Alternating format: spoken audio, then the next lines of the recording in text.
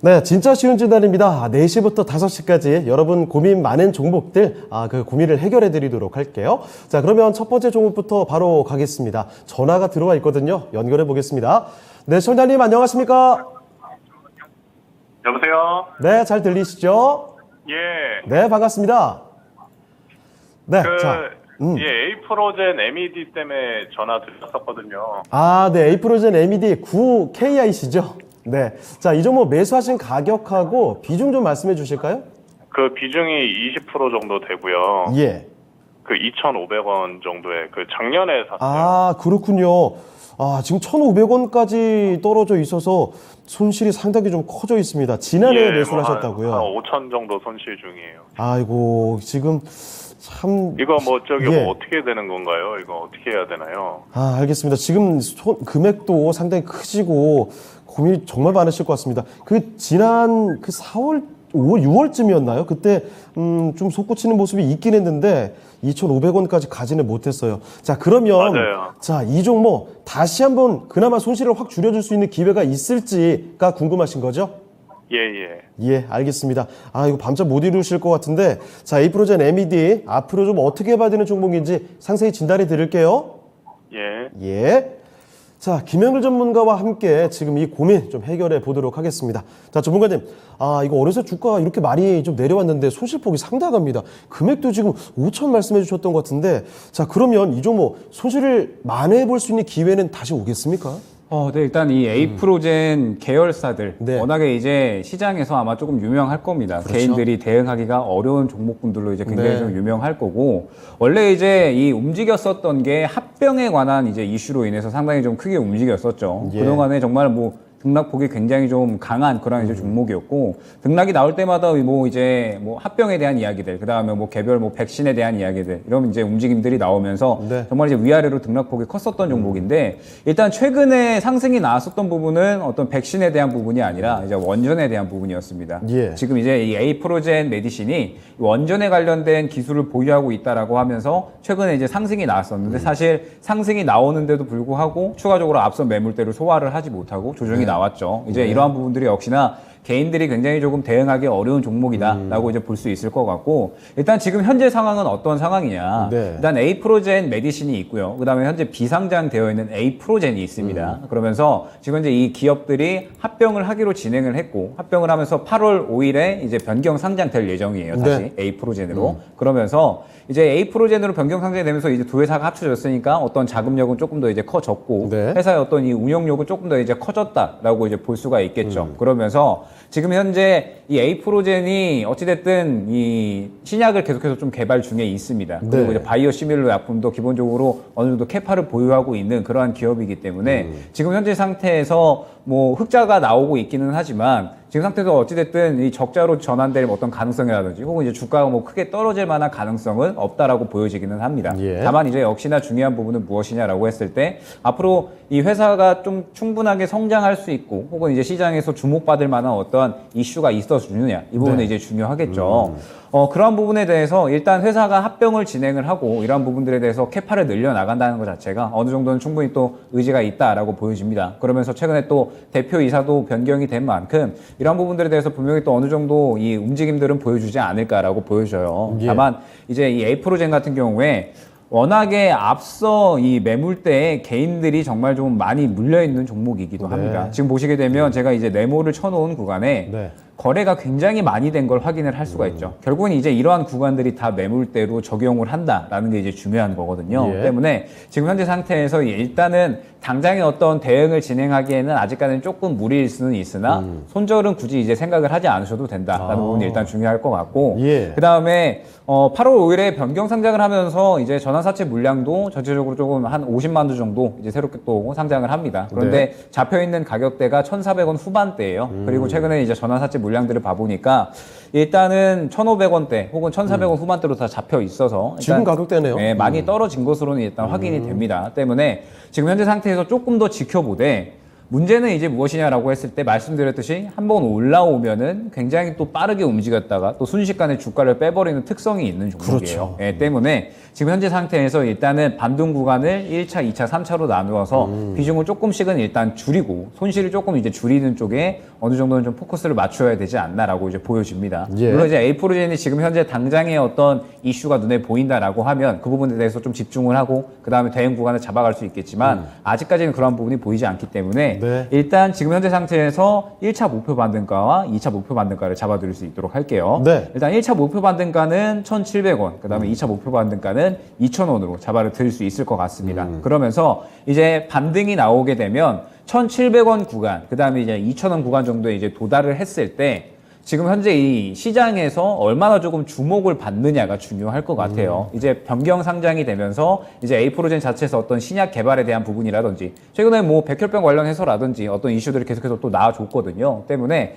이제 이러한 부분들이 시장에서 주목을 해준다라고 하면 또 워낙에 상승이 나오면 크게 상승이 나오는 종목이기 때문에 네. 한 차례 또 이 탈출 기회를 줄 수는 있어요. 때문에 일단 지금 현재 상태에서는 1차, 2차 목표 반등가까지 조금 이제 두고 보시되 네. 반등이 나오게 된다라고 했을 때 어떤 이슈가 나올 수 있고요. 이슈가 나오게 된다라고 했을 때 다시 한번 그 상황을 보고 수급적인 상황을 보고 대응을 해야 될 필요가 있을 것 같습니다. 네. 지금 현재 상태에서는 아직까지는 좀 더 지켜보고 시장에서 주목을 받는 단계를 좀 기다려야 되는 구간이 아닌가라고 보여지고요. 예. 이후에 제가 말씀드렸던 가격대가 오게 되거나 혹은 어떤 시장에서 주목할 만한 이슈가 오게 되면 다시 한번 조금 이 상담을 주시는 거를 조금 네. 안내 드릴 수 있도록 하겠습니다. 알겠습니다. 자, 시청자님, 일단 지금 가격에서 추가적인 하락의 가능성은 뭐 크지는 않으니까 여기서 더 손실이 커질 것 같지는 않습니다. 자, 그런데 이제 냉정하게 손실을 줄여가는 전략을 우리가 구사를 해야 된다는 거죠. 자, 물론 이슈가 있으면 급등이 나오는 종목이긴 합니다만 지금 상황에서는 그 이슈를 알기는 참 어렵고요. 일단 현재 시점에서는 1,700원 아니면 2,000원 요 정도까지 반등이 나왔을 때는 비중을 줄여가시는 게 좋을 것 같아요. 자, 만약에 지켜보시다가 그런데 새로운 또 이슈가 불거진다. 그 이슈 때문에 급등이 한번 나오게 된다. 그때는 다시 한번 새로운 판단을 해봐야 될 수도 있으니까 그때는 제 문의를 주시면 좋을 것 같습니다. 답변 되셨습니까? 예, 감사합니다. 네, 다음에 또 궁금한 점 있으시면 전화 주세요. 예, 네, 기운 내시길 바랍니다. 고맙습니다. 네. 자, 이렇게 전화 종목 진단을 해봤습니다. 첫 번째 종목 에이프로젠 MED 살펴드렸습니다. 이거 워낙에 또 급등락이 자주 나오는 종목이기 때문에 쉽지 않으셨을 것 같은데 아무쪼록 기운 내시고 다른 종목에서도 또 새로운 기회를 만들어 가시길 바랍니다. 자, 그럼 첫 번째 종목 진단 마무리해보고요. 두 번째로 넘어가 보도록 하죠. 자, 두 번째는 유튜브에서 골라봤습니다. 자, 이 종목은 빨간 나라님께서 보내주신 종목이네요. 좋은 나라입니다. 자, 카카오 게임즈. 오늘 뭐 게임주가 워낙에 다 좋은 종목이 많았어요. 주가가 강했고 그 중에서도 두드러졌던 게 역시 카카오 게임즈겠죠. 자, 이 실적을 기반으로 해서 오늘 급등세가 나온 종목인데, 자, 매수가부터 먼저 챙겨볼게요. 자, 매수 가격이 그런데 오늘 종가보다 위입니다. 6만 원에 15%에. 아직까지는 카카오게임즈가 손실 구간이시네요. 자, 그런데 일단 뭐 카카오게임즈 그동안 주가 많이 내려왔다가 46,000원대까지 내려가기도 했죠. 다시 이제 오늘 급등세를 보여줬고 이제 윗방향으로 틀어 올리지 않을까라는 기대감이 좀 나오기도 합니다. 자, 그렇게 된다면 매도 목표가를 어디까지 봐야 될까 이게 궁금하신 거죠. 자, 그래서 지금 6만 원에 조금씩 근접해가는 이 상황에 매도 목표가 어디까지 볼 수 있는지 카카오게임즈 진단을 해드리겠습니다. 자, 이정호 전문가와 함께 진단해 드릴게요. 전문가님, 카카오게임즈 오늘 뭐 워낙에 세게 갔는데 이 종목의 매도 목표가 이제 어떻게 볼 수 있을지 궁금해집니다. 네, 오늘 어떻게 보면은 게임주 전체적인 게임주들의 반등세를 견인했던 거는 카카오 게임즈라고 볼 수가 있는데 예. 그 이유를 보자면 영업이익이 너무 잘 나왔어요. 네. 네, 어차피 믿을 건 실적밖에 없다. 약간 시장에 어떻게 보면 질리지 않나라고 말씀을 해드리고 싶어요. 예. 어떻게 잘 나왔냐면 영업이익이 예상치보다 더 잘 나왔고 네. 역대 최고 분기 실적을 만들었습니다. 810억이 넘게 나왔는데 네. 이런 성과가 나올 수 있었던 건 오딘 그리고 우마무스메 이게 어느 정도 흥행하면서 나왔던 실적이다라고 말씀해드리고 싶어요. 역시 타이틀이 잘 나가대요. 네, 맞습니다. 그래도 지금 많이 떨어질 만큼 많이 떨어졌다라고 말씀을 해드리고 싶습니다. 네. 처음에 오딘 나올 때를 보시면 오딘이 언제 나왔냐면 이때 나왔습니다. 이때 나오고 나서부터 네. 주가가 큰 상승세가 나왔어요. 그렇죠. 네, 그리고 어느 정도 조정 나오고 메타버스 다시 열풍 불면서 급등이 나왔었는데 지금은 많이 거품이 꺼졌다라고 저는 느껴요. 게임주들의. 예. 근데 그나마 카카오 게임즈는 믿을 건 실적. 네. 오딘이 지금 어떻게 보면 국내 매출이나 어느 정도 자리 잡고 있고 대만에서도 꾸준한 인기를 만들고 있고 그거의 상승세를 견인할 우마무스메가 흥행을 하면서 이런 실적까지 만들었다라고 볼 수 있는데 네. 그 실적을 저는 계속적으로 이어갈 거라고 보고 있습니다. 지금 바닥권에서 반등이 나왔다. 이거는 어떻게 보면은 단기간에 끝나는 종목이 요즘에 없습니다. 네. 거의 보면 장기 이평선까지도 돌파해주는 모습이 나오는데 저는 이 종목 같은 경우는 그래도 121평선 이 가격대까지는 무난하게 올라갈 것 같다는 생각이 들고 예. 추가적으로 더 이번에 뭔가 더 게임주들의 동반 상승세가 계속적으로 견인이 된다면 네. 저는 뭐 거의 7만 원대 부근까지도 오. 단기적으로 올라갈 가능성은 있다라고 저는 보고 있습니다. 네. 하지만 그래도 우리가 좀 주의 깊게 진행을 해야 된다는 점은 뭐냐? 요즘 시장이 한번 올랐다가 그 다음에 꼬꾸라지는 모습도 많이 나오고 있습니다. 맞아요. 그런 부분에 좀 대응을 할 필요는 있다라고 말씀을 해드리고 싶고 이 종목 같은 경우 비중 15% 정도 들고 있고 진입가는 6만 원 부분. 나쁜 가격대는 아닙니다. 그래가지고 약 한 5% 정도는 한 6만 원, 6만 2,500원 정도의 약간 약수익을 보시고 나머지 10% 정도를 7만 원대 부분까지 노리시는 전략이 가장 유효하지 않을까라고 말씀을 해드리고 싶고 어떻게 본다면은 요즘 전체적인 게임주들 시장 분위기가 다 좋기 때문에 예. 5% 수익 난 거를 다른 게임주들로 종목 교체를 하시는 것도 괜찮다라고 말씀을 해드리고 싶어요. 네. 그리고 오늘 거래량이나 이런 부분이 터졌던 이런 의미 있는 거를 좀 기억해 두셨다가 네. 이 부분 손절가 같은 경우에는 이 저가 부분이 깨지는 부분, 예. 이 52,000원 부분, 이 가격이 왔을 때는 이제는 정리를 하고 다른 종목으로 교체하시는 게 낫다라고 말씀을 해드리고 싶습니다. 네. 자, 카카오 게임즈 오늘 급등세를 보인 종목입니다. 자, 이 종목에 대해서 목표 주가를 여쭤보셨죠? 일단 이 종목 잘 가게 되면 7만 원까지의 가능성까지 언급해 주셨을 정도로 아주 좋게 보고 계십니다. 자, 그런데 시장 상황이 요즘에 언제 또 내려갈지 모르죠. 자, 그래서 세심한 대응이 필요하다는 점 말씀해 주셨고, 그래서 62,500원 뭐 요 정도 부근에서는 일부라도 수익을 좀 챙겨 가시는 게 좋을 것 같고요. 나머지 비중으로 7만 원까지 한번 노려보시면 어떨까 싶습니다. 손절가도 52,000원 꼭 잡아주시면서 대응하시길 바랄게요. 자, 이렇게 빨간나라님의 카카오 게임즈 살펴드렸습니다. 꼭 수익 보고 나오시길 바래요. 자, 그러면 두 번째 종목 유튜브로 살펴드렸고요. 자, 다음 종목으로 넘어가 보겠습니다. 자, 이번에 살펴볼 종목도 유튜브에서 꼽아봤거든요. 가자가자님께서 남겨주신 종목이네요. 자, 안녕하세요 하시면서 진단 요청해주신 종목은요, 성우 하이텍입니다. 5,445원에 10% 비중, 목표가와 진단 부탁드립니다 하셨는데, 현재 주가 볼게요. 5,390원에 오늘 마무리가 됐고요. 전장 대비 2.47% 올랐습니다. 자, 아직까지는 뭐 매수하신 가격에는 조금 미치지 못하는 가격이에요. 얼마 전까지만 해도 6월 말이죠. 그때 4,000원 이 위태위태했던 구간까지 내려갔다가 시장 돌아오면서 다시 올려 잡았습니다. 그래서 5,000원대까지 지금 올라와 있는데 매수가는 아직 조금 못 미쳤단 말이죠. 자, 그러면 성우하이텍 앞으로의 전망, 목표가와 앞으로의 전망을 좀 전략을 한번 진단해 보겠습니다.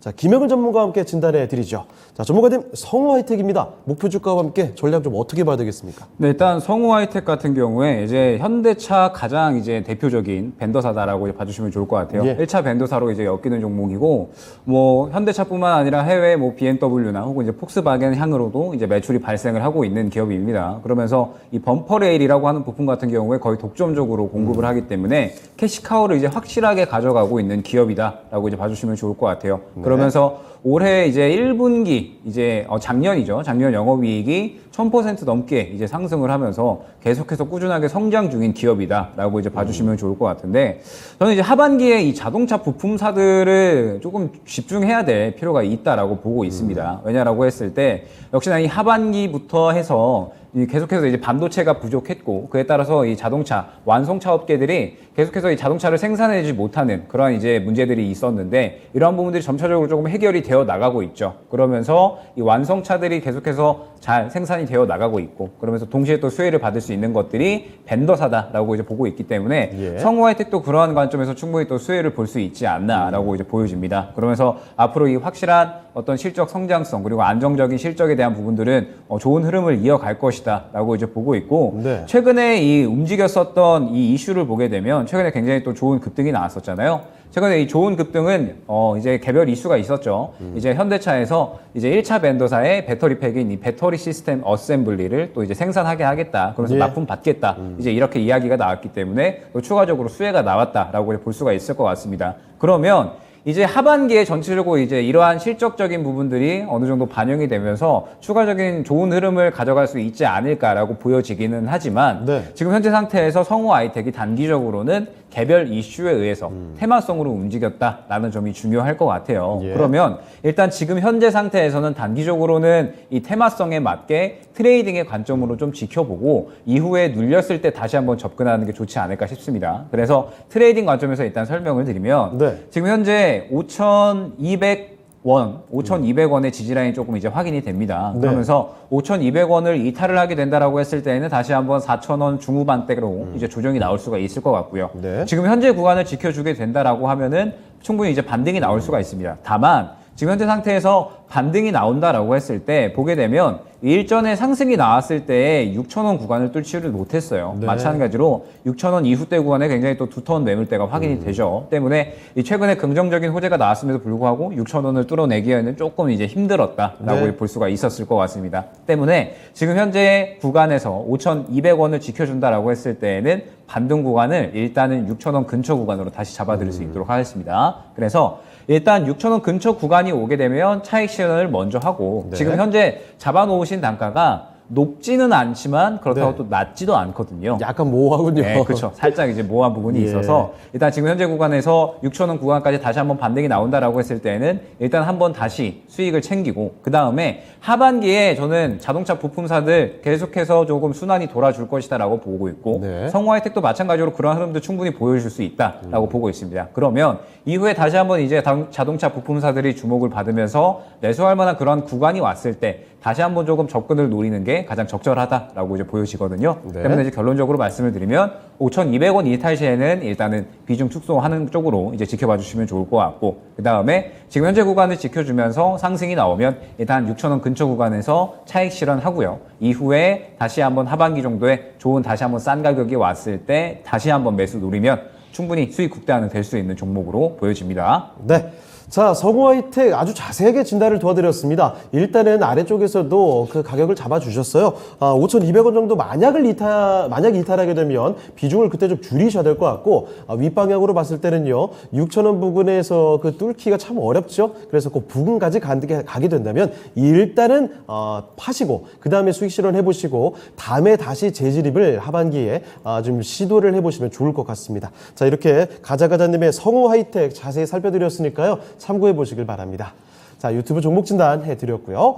자, 그러면 유튜브에서 2개 연속 봐드렸으니까 이번에는 전화 한번 받아보도록 할게요. 기다리고 계십니다. 네, 전화님 안녕하십니까? 네, 안녕하세요. 네, 반갑습니다. 네, 어떤 종목 도와드릴까요? 안에 동국제감을요. 네. 16,300원에 35%를 가지고 있습니다. 16,300원에 35%요. 네네. 네, 비중이 제법 많으신데, 자, 지금 동국제강 12,900원까지 내려와 있고, 철강주들의 흐름이 영 좀 받쳐주진 않습니다. 자, 예, 지금 그렇습니다. 매수하신 지는 오래되신 건 아니죠? 17,000원대에서 예. 사가지고, 네. 그다음에 이제 좀 20%더 사가지고, 좀 평단이 16,300원대인데, 예. 뭐 자동차, 뭐 조선 다 좋고, 뭐 건설도 괜찮을 것 같아서, 네. 네, 그래서 이제 뭐 후판이라든가 항판이라든가 뭐 철근 다 네. 앞으로 좀 괜찮을 것 같고 좀 저평가 된것 같아서 좀 더 사놨습니다만은 네. 테마도 아니어서 지금 어떻게 올라갈지 않는 걱정이 됩니다. 알겠습니다. 철강을 필요로 하는 것은 많고 좋을 것 같은데 이상하게 철강 업체들이 많이 주가가 소외되는 경향이 있습니다. 자, 그러면 동국제강의 경우에는 다시 충분히 올라와 줄 수 있는 종목일까? 그 궁금증 한번 지금부터 풀어볼게요. 네. 예. 자, 이정우 전문가와 함께 살펴보겠습니다. 자, 동국제강입니다. 지금 16,300원에 35% 가지고 계시고요. 자, 어느새 12,000원대까지 내려왔습니다. 이 철강주들 요즘에 영 힘을 못 쓰는 것 같은데 이거 어떻게 보고 계십니까? 어떻게 보면은 철강제, 동국제강이 어떻게 보면 우리나라 3대 철강 업체라고 말씀해드리고 싶어요. 네. 포스코, 동국제강, 뭐 현대제철이 있는데 동국제강은 판재류, 그리고 봉형강류 등을 생산하는 철강 제조업체고 네. 왜 이렇게 떨어졌냐 한다면 포스코가 2분기 사상 최대 매출을 기록하고 나서도 비상 경영 체제에 돌입을 했습니다. 이게 왜 그러냐? 환율, 금리, 물가가 모두 오르는 3고 현상이 본격적으로 된다라고 한다면 글로벌 경기 침체가 우려가 된다라고 했기 때문에 네. 약간 이런 부분이 반영이 됐다라고 저는 생각이 들어요. 그래서 세게 맞았군요. 네, 주식 시장은 어떻게 보면 약간 선방향 된다라고 하잖아요. 예. 지금은 실적이 되게 좋습니다. 이번 2분기까지도. 네. 3분기부터는 점차 실적이 안 좋아질 거다라는 부분 때문에 지금 때려 맞고 있는데 예. 그래가지고 그걸 어떻게 보면 다시 어떻게 보면 턴포인트가 될 수 있는 부분은 3분기 실적이 나와야 된다라고 저는 말씀을 해드리고 싶어요. 네. 왜냐면 3분기 실적이 겁을 먹고 나서 지금 주가가 먼저 빠졌으니까 3분기 실적 때 그래도 생각보다 실적이 잘 나왔네. 이런 뉘앙스가 나온다라고 하면 주가는 다시 한번 턴어라운드 되면서 다시 상승세를 만들 거라고 저는 생각이 들고 있어요. 예. 지금 아까 시청자분이 얘기한 것처럼 지금 자동차도 없어서 못 팔어. 배도 없어서 못 팔어. 이러면 철강이 난리 나야 되는 거 아니야? 맞아요. 근데 그거는 지금 연도까지만 이렇게 생각을 하고 있기 때문에 사람들이 그랬습니다. 이게 계속적으로 지속이 될까? 내년 되면은 어려워질 거야. 약간 이런 불안감 때문에 지금 철강 업체가 먼저 때려 맞고 있다라고 보시면 됩니다. 예. 그리고 3분기 때부터는 어느 정도 가격 하락이나 이런 부분이 점차 반영될 거라는 불안감 심리. 그리고 상반기 때는 가격 인상이나 이런 부분 때문에 매출액이 잘 나왔고 네. 하반기 때문에 약간 더 분위기가 안 좋아지고 있다라고 보시면 됩니다. 그래서 지금 가격대 비중이 어떻게 보면 35%가 좀 많다라고 저는 말씀을 해드리고 싶어요. 네. 첫 진입일 때 너무 많이 들어갔다. 그게 조금 악순환이 되지 않았을까라고 생각이 듭니다. 항상 제가 강조하는 거는 딱 그겁니다. 정석적인 매매는 20일 이평선이 깨졌을 때 네. 깨졌을 때는 비중은 어느 정도 덜고 가시는 게 제일 좋다라고 말씀을 해드리고 싶어요. 예. 기술적 분석으로 어떻게 보면 20일 이평선이 생명선이라고 말씀을 해드리는데 그게 왜 생명선이냐? 그걸 깼을 때 추세가 어느 정도 무너질 수도 있다라고 보고 있기 때문에 네. 그런 표현을 쓰고 있습니다. 이 종목 같은 경우도 20일 이평선이 깨지면서 하락하는 모습세가 나오고 있는 모습이 나오는데 이 추세를 다시 돌리려면 이 20일 편성을 안착하고 그 다음에 장기 이평선까지도 돌파를 해줘야 됩니다. 예. 근데 너무 위에 있다는 거, 이 부분은 어느 정도 기간값이 걸리면서 이 이평선이 조금 내려와야 된다는 겁니다. 네. 그때까지 시간적 소요는 좀 걸릴 것 같다는 게 저의 생각이고 그게 아마 3분기 정도 실적 발표가 나올 때 그쯤에서는 다시 한번 분위기가 좋아지지 않을까라고 저는 보고 있기 때문에 동국제강 같은 경우에 손절하기에는 좀 아깝다라고 저는 생각이 들어가지고 네. 약간 어느 정도 올라갔을 때 63,000원 자리 이 자리까지는 좀 시간적 여유가 많이 걸릴 것 같고 16,300원짜리 말씀이시죠? 네, 16,300원 자리. 예. 그리고 좀 내가 시간이 너무 급하다. 만약 다른 종목으로 교체하고 싶다라고 생각하신다면 15,000원 부분에서 어느 정도 절반 정도는 비중을 덜어내시고 나머지 비중만 들고 가신 전략이 더 유효하다라고 말씀을 해드리고 싶어요. 예. 그리고 동국제강이나 팁을 드리자면 이 종목 같은 경우는 추세가 한번 보여줬을 때 들어가도 늦지 않았다라고 말씀을 해드리고 싶어요. 철강주가 작년에 상승세가 좋았는데 네. 이때도 딱 어떻게 보면 정배열을 만들고 나서 지속적인 상승세를 만들었습니다. 이렇게 철강주는 되게 정직하다라고 말씀을 해드리고 싶어요. 예. 한 번에 급등이 나오는 동국제강이 그런 종목도 아니고 약간 한번 추세를 만들어줬을 때 그때 보고 들어가도 늦지 않는다라고 말씀을 해드리고 싶고 지금 같은 경우에는 다시 추세를 만드는 시점이다. 그래가지고 시간이나 이런 부분이 소요될 수도 있다. 3분기까지 기다렸다가 그때 실적이 안 나왔을 때 그때 손절을 잡는 게 더 유효하다라고 말씀을 해드리고 싶습니다. 네, 알겠습니다. 자, 철달님 일단 말씀해 주신 대로 이 철강 쪽에 대한 기대감을 가져볼 수도 있겠지만 지금은 당장 3분기의 실적에 대한 우려감 이런 것들이 반영이 되면서 주가가 많이 좀 밀렸습니다. 자, 그래서 일단 이 터닝포인트를 마련하기 위해서는 3분기 실적을 확인을 해야 될 것 같아요. 자, 그러니까 가을쯤까지는 두고 보셔야 될 것 같고 그 이후로도 16,300원까지 도달하기 위해서는 시간이 좀 걸립니다. 기다리기 좀 쉽지 않다고 생각하시면요. 15,000원대, 이 15,000원대 정도에서는 비중을 좀 줄여가시면 조금 더 대응하시기 수월하지 않을까 싶네요. 참고되셨습니까?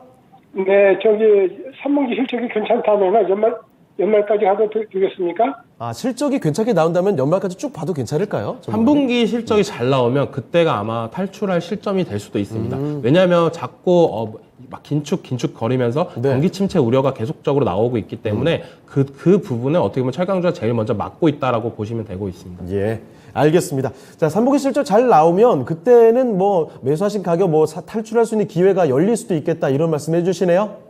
네, 감사합니다. 네, 그때도 계속 또 곤란하시고 좀 궁금증이 생기시면 바로 또 전화 주세요. 네, 그러겠습니다. 네, 기운 내시길 바랍니다. 네, 감사합니다. 네. 자, 이렇게 전화 종목 진단을 받아봤습니다. 이번에 동국제강 살펴드렸습니다. 자, 그러면 또 다음 종목으로 가봐야죠. 자, 이번에 살펴드릴 종목은요, 유튜브에서 또 골라봤습니다. 자, 유튜브에서 살펴볼 종목, 지금 아리아님께서 보내주신 종목이네요. 안녕하세요. 옵트론텍입니다. 7,200원에 4%. 비중은 좀 적게 들어가셨네요. 그런데 생각하고 계신 게, 지금 5,650원이잖아요. 오늘 꽤 올랐는데도 불구하고 이 가격이기 때문에, 평균 단가 낮춰가실 생각이시네요. 물타기에서 평균 단가를 낮추면 빠른 시일 내에 수익을 볼 수 있을까요? 라는 질문입니다.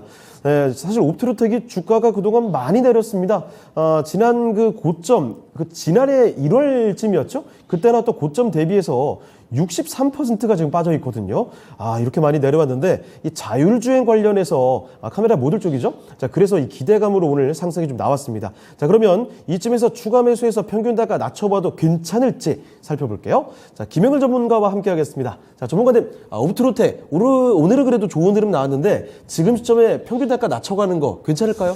아직까지는 조금 이르지 않나라고 이제 보여집니다. 네. 이제 왜냐라고 했을 때 이제 말씀 주셨듯이 가장 대표적인 우리나라 카메라 모듈 기업입니다. 네. 그래서 원래 카메라 모듈 관련해서는 가장 이제 대장의 성격으로 움직였었던 종목이에요. 그런데 역시나 이제 실적이 조금 발목을 잡는 구간이 아닌가라고 보여집니다. 네. 이제 올해 1분기 이제 흑자가 나오지 않았죠. 적자가 나왔고 이번에 2분기에도 적자 폭이 조금 더 이제 확대될 것으로 보이는 상황입니다. 네. 그렇기 때문에 지금 현재 아직까지 주가가 움직임을 보여주지 못하고 있고 워낙에 또 작년 그리고 이제 재작년에 카메라 모듈 관련해서 또 이 자율주행이 가장 또 핫했었던 그런 섹터였죠. 네. 그렇기 때문에 관련해서 또 계속해서 이 관련주를 엮이면서 큰 상승이 나왔었던 종목이기도 합니다. 때문에 워낙에 많이 올라 있어서 지금 현재 또 조정이 크다라고 이제 봐주시면 좋을 것 같아요. 그러면 지금 현재 이제 오늘의 상승은 어떤 의미였냐라고 보면 지금 이 관련해서 가장 대표적으로 이 캠시스하고 퓨런티어라는 종목이 있습니다. 그런데 네. 이제 오늘 캠시스가 이 소카가 IPO를 진행을 한다라고 하면서 이제 관련주로 이제 엮였죠. 그러면서 대장주로 움직였고 퓨런티어랑 그다음에 이제 옵트론텍 같은 이런 카메라 모듈 관련 기업들이 그냥 테마 따라서 동시에 움직이지 않았나라고 보여집니다. 네. 그러면 캠시스의 흐름을 보면 오늘 올리고 나서 차익 실현이 쫙 다 나왔고요. 쭉 빠졌어요. 네, 쭉 빠졌죠. 그다음에 퓨런티어도 마찬가지입니다. 쭉 올리다가 또 차익 실현이 다 나왔죠. 네. 옵트론텍도 마찬가지예요. 네. 오늘 올리고 그대로 차익 실현이 나왔다라는 부분을 좀 미뤄 봤을 때 아직까지 추매를 할 시기는 아닌 것으로 보여집니다. 최근에 뭐 옵트론텍이 원래 기본적으로 스마트폰 카메라, 그다음에 자율주행 카메라 관련해서 이제 주로 움직이는데 최근에 자율주행 카메라 관련된 이슈가 사실 안 나온 게 아니었습니다. 상당히 이제 많이 나왔었죠. 뭐 삼성전기, 테슬라 관련해서 이제 뭐 자율주행 뭐 카메라 모듈, 이제 전기 트럭에 관한 것들을 계속해서 좀 전량 수주했다 이런 부분들이라든지 뭐 계속해서 자율주행 관련된 이슈가 나왔는데도 불구하고 옵트론텍이 크게 움직임을 보이기는 했지만 차익 실현이 또 금세 나오는 그런 흐름들을 보여줬거든요. 네. 역시나 이슈가 제대로 좀 받쳐줘야 된다라는 소리고 실적이 좀 어느 정도 살아나줘야지 상승이 나올 수가 있다라고 이제 볼 수가 있을 것 같습니다. 네. 때문에 지금 현재 상태에서 옵트론텍을 당장에 대응하기에는 리스크가 있는 구간이다라고 보여집니다. 때문에 앞으로 이제 어떻게 조금 대응을 하셔야 되냐면 일단 다 떨어졌습니다. 일전에 이제 뭐 한창 상승이 많이 나왔을 때 그 구간까지 떨어졌기 때문에 네. 여기에서 뭐 크게 더 떨어질까라는 생각은 들지는 않아요. 그러면서 워낙에 또 작년에 뭐 스마트폰 업황이 공급난으로 인해서 제대로 이제 부품 납품을 하지 못했기 때문에 적자폭이 커졌었죠. 네. 이제 그런 부분들은 점차적으로 이제 하반기로 가면서 회복이 되지 않을까 좀 어느 정도 예측이 되고 있는 상황이거든요. 때문에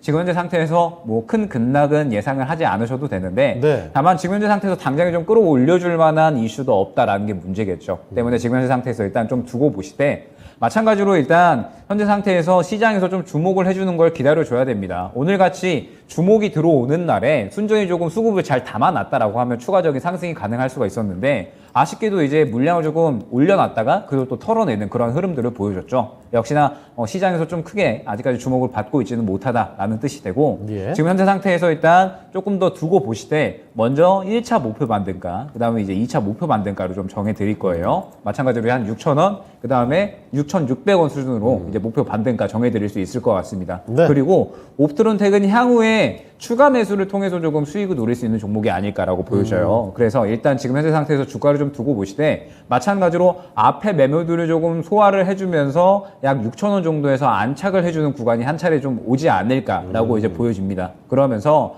이제 하반기로 가면 갈수록 어떤 이 자율주행에 대한 모멘텀들은 충분히 또 살아날 수 있다라고 보거든요. 왜냐하면 지금 현재 전기차에 대한 부분들, 그 다음에 자동차 부품에 대한 부분들은 계속해서 또 좋은 이야기들이 많이 나올 것이다라고 보여집니다. 때문에 6,000원 정도 구간에서 자리를 잡아주면서 말씀드렸듯이 이제 순전히 조금 이렇게 물량을 털어내는 흐름이 아니라 순전히 네. 조금 담아놓는 그러한 흐름들이 필요해요. 때문에 이제 그러한 담아놓는 흐름들, 이제 앞서서 좀 상승이 나올 때 이제 순전히 조금 매수만 크게 하는 이러한 수급들의 흐름이 나온다라고 하면 그때가 다시 한번 또 추가 매수 타이밍이 될 겁니다. 다행히 또 비중을 크게 담아놓지는 않으셨기 때문에 뭐 지금 현재 상태에서 추가 매수 비중은 뭐 여유롭게 지켜가셔도 될 것 같아요. 네. 때문에 여유롭게 보시면서 이후에 향후에 6,000원대에서 어느 정도 안착을 해주고 시장에서 이제 옵트론텍을 다시 한번 좀 주목을 해주고 그 다음에 실적이 또 흑자 전환을 한다라는 이슈가 나오게 되면 그때가 어느 정도는 추가 매수할 수 있는 구간이 나올 테니까 그때 다시 또 이 종목 같은 경우에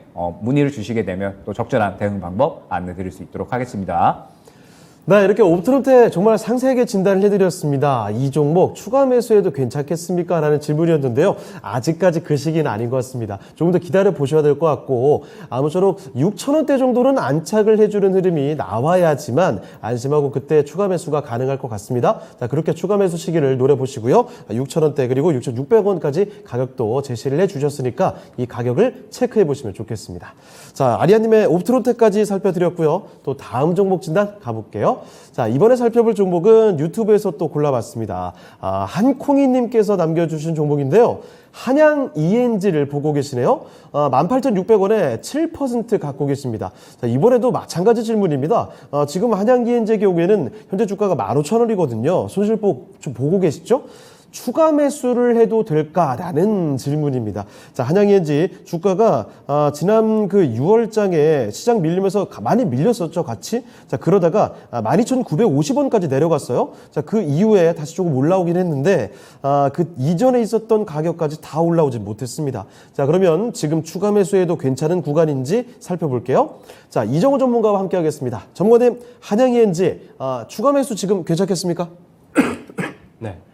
지금 가격대에서는 저는 약간 추가 매수는 아니다라고 말씀을 해드릴게요. 먼저 예. 한양ENG 같은 경우에는 어떻게 보면 반도체 디스플레이 팹 설비에 들어간 필수 고순도 특수 설비를 하는 회사입니다. 네. 네, 거의 그래가지고 매출액이 이쪽으로 많이 나오는데 테마는 거의 우주항공 테마로 엮여 있어요. 네. 누리호 관련해가지고도 있고 이번에 달 타서 관련해가지고 이번에도 어느 정도 주가 상승세로 올라오는데 네. 어떻게 보면은 이 지금 부분에서 지금 다 하나 에어로스페이스, 뭐 한국항공우주도 어떻게 보면 고점에서 다 있다라고 볼 수 있습니다. 그 메인 종목들이 먼저 치고 올라가줘야 한양ENG 같은 종목도 먼저 올라갈 수가 있는데 약간 그런 모습을 안 보이고 있기 때문에 저는 아직은 추가 매수 타점은 아니다라고 말씀을 해드리고 싶어요.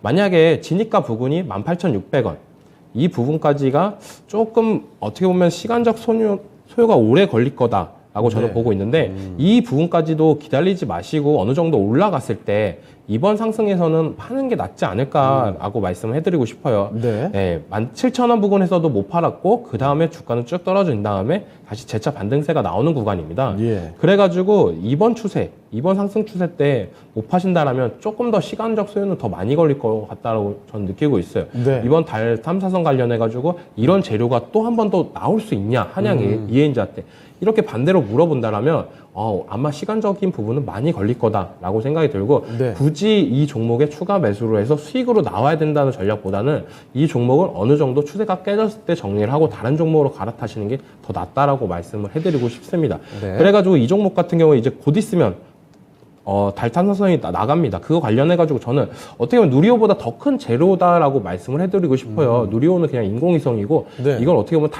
탐사선, 달까지 가는 부분입니다. 네. 이런 부분을 봤을 때 재료는 더 큰데 약간 주가는 시장에 비해서 잘 못 가고 있다. 이 부분이 누리호 발사 이후로 주가가 다들 꼬꾸라졌기 때문에 약간 눈치 보기가 강하다라고 저는 약간 느껴요.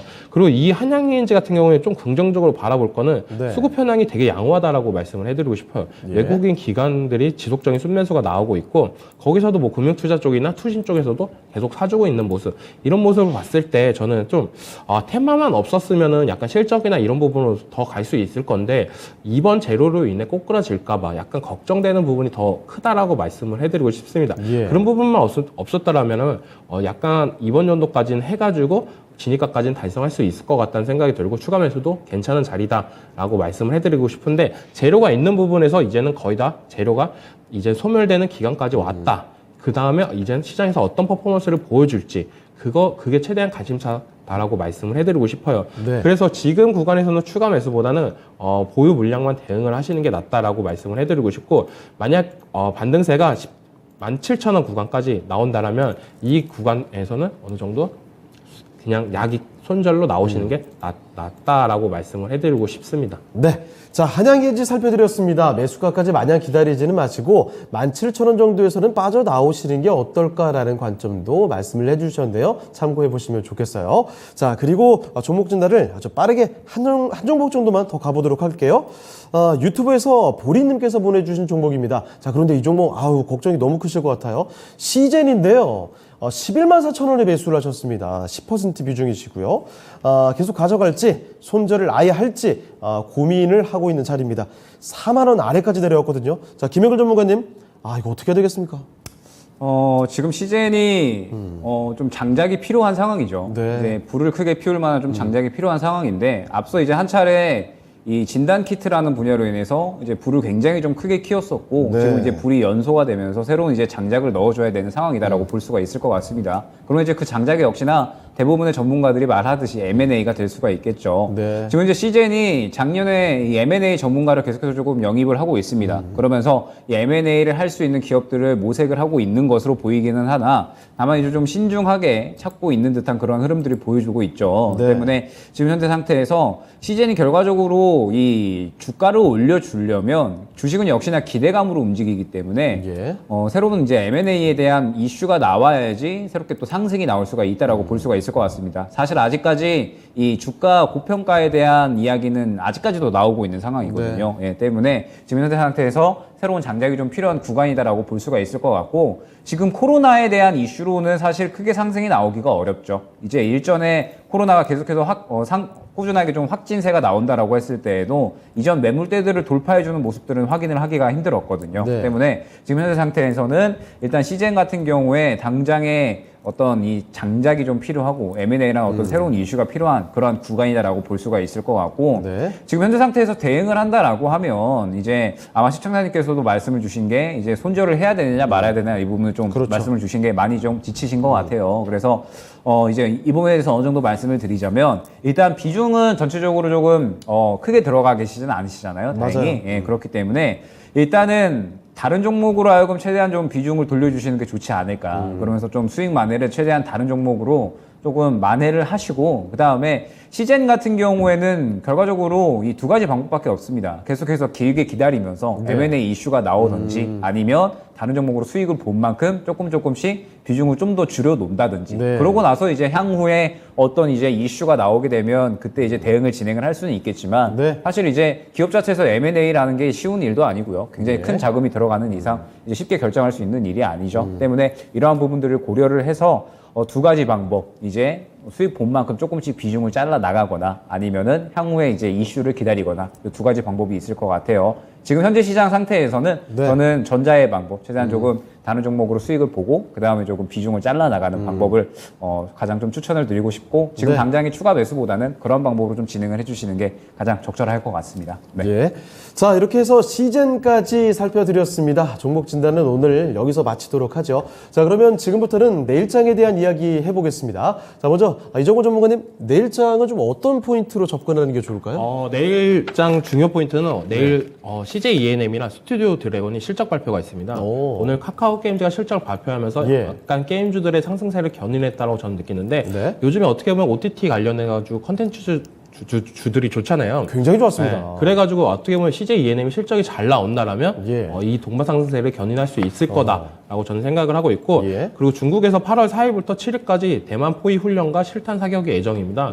오늘 방산주들이 약간 눌림이 왔었는데 네. 이게 지속적으로 불안감이나 긴장감을 고조시킨다라면 방산주는 좀 더 눈여겨 볼 필요가 있다라고 말씀을 해드리고 싶고 네. 그 대형마트 영업 등 규제 심판회의가 개최 예정입니다. 지금 대형마트가 월 2회 쉬고 있는데 그렇죠. 이런 부분을 어느 정도 개선을 해준다라면 이마트 주가가 어느 정도 개선이 되지 않을까라고 저는 생각이 들고 있습니다. 지금 이마트가 어떻게 보면 거의 바닥권에서 놀고 있습니다. 맞아요. 그래서 이런 규제 완화가 된다라면 이마트를 좀 눈여겨 볼 필요는 있다라고 말씀을 해드리고 싶어요. 네. 자, 내일장 눈여겨봐야 되는 섹터 살펴드렸으니까 참고해 보시고요. 자, 이번에 또 김영일 전문가와 함께 내일장에 대한 이야기 더 들어보겠습니다. 전문가께서는 내일장 포인트 어떻게 잡고 계실까요?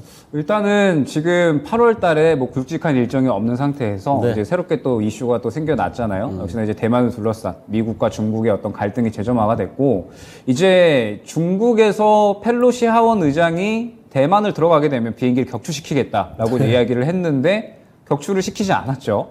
네, 말만 이제 그렇게 한 건데, 네. 지금 어찌됐든 이런 이 미국의 움직임들이 사실 중국이나 시진핑 입장에서는 우리가 완전 무시를 당했다. 네. 이제 이렇게 느낄 수가 있는 부분이고, 그러면 이제 향후에 어떤 대응이 들어갈 수가 있겠죠.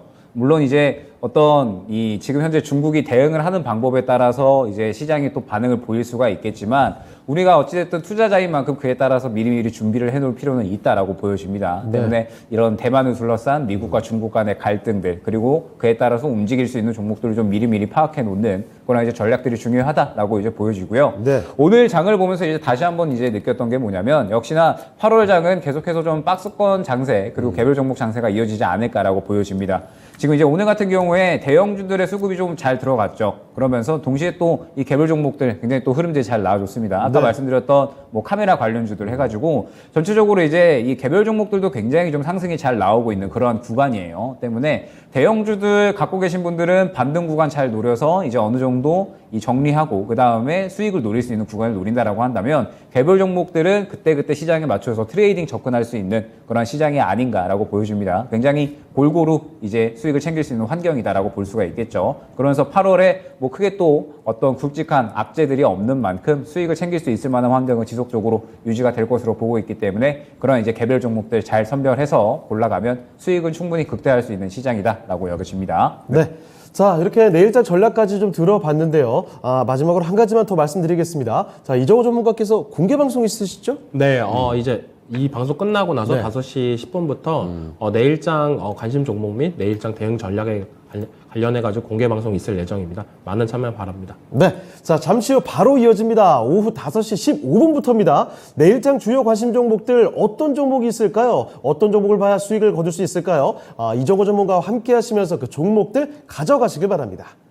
자, 그러면 오늘 두 분 전략 여기까지 듣도록 하겠습니다. 여기서 보내드리도록 하죠. 네, 오늘 전문가님들 오늘 말씀 고맙습니다. 네, 감사합니다. 수고하셨습니다. 자, 진짜 쉬운 진단 시간 여기서 마쳐보겠습니다. 지금까지 다양한 투자 판단에 대한 도움 말씀드렸습니다. 하지만 특정 종목의 상승과 하락을 보장하지 않는다는 점을 기억해 주시고요. 저희는 내일 이 시간에 다시 뵙겠습니다. 시청해주신 여러분 고맙습니다.